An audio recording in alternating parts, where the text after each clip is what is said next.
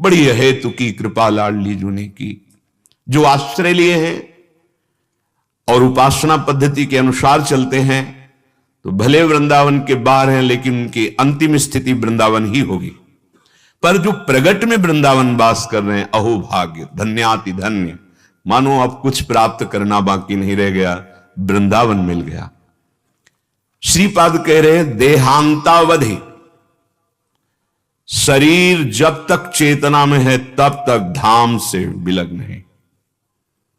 ये थोड़ा कठिन विषय है।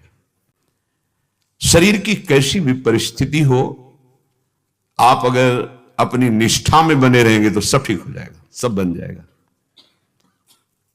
प्रत्यक्ष में देखा है कई उपासकों के जीवन में कि अब उनको जाना ही पड़ेगा, कोई दूसरा उपाय नहीं। हमने भी प्रार्थना कर दी, कोई बात नहीं, आप चले जाइए, पर उनकी निष्ठा, उन्होंने कहा महाराज जी नहीं, अब हम मृत्यु का वर्ण करके रह रहे हैं, अब हम नहीं जा सकते। नहीं, वो स्थान सड़ रहा है और वो केवल वहीं जहां ऑपरेशन हुआ है वहीं ठीक हो, नहीं, अब हमें मरना है, पर हम धाम नहीं छोड़ेंगे। सच्ची कह रहे हैं, अपने आप जो मवाद बना हुआ सूख गया, अपने आप ठीक हो गया। वो अपनी मृत्यु समय आने पर गए, वो कारण नहीं बना।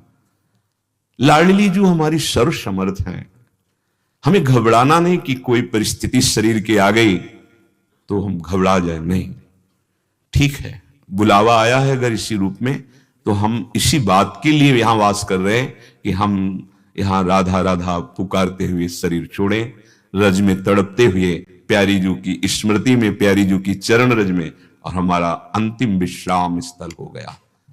धैर्य रखना पड़ेगा, इसमें बहुत धैर्य की, बड़ी विचलता की परिस्थितियां आती हैं, बड़ी विचलता की। देहांतावधि, मुझे मरना है, हमें नहीं चाहिए दवा, नहीं चाहिए सुविधा, जिनके लिए जीवन अर्पित किया है अब कलंक नहीं लगने देंगे, अब उन्हीं के लिए, ये उन्हीं के बल से, अपना बल नहीं, उन्हीं के बल से। अनंत ब्रह्मांडों के स्वामी उनके अधीन है, हमें चिंता नहीं करनी। जब हम ये देख लेते हैं कि अरे यहां कोई सुविधा देने वाला नहीं, घर में तो सुविधा है, फिर चूक हो जाएगी।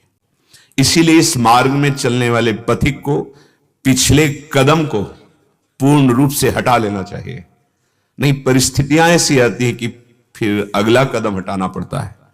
सच्चा भगवत मार्ग का पथिक अगला कदम नहीं हटा सकता, चाहे काट दिया जाए।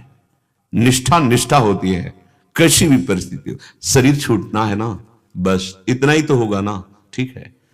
अरे दिल में बीमारी है, हमको बाहर जाना पड़ेगा, तो बाहर जाके जिस दिन श्वास पूरी होनी है बचा नहीं लेगा कोई, नहीं, ठीक है। ये भगवत ऋषि महाराज कह रहे हैं, जो कछ लिखो लिलाट दुख सुख देह संग, भुगते वो जहां जाएगो या सिद्धांत भंग, या सिद्धांत अभंग तजत क्यों धीरज प्राणी, वृंदावन परिहरे प्रिया प्रीतम रजधानी।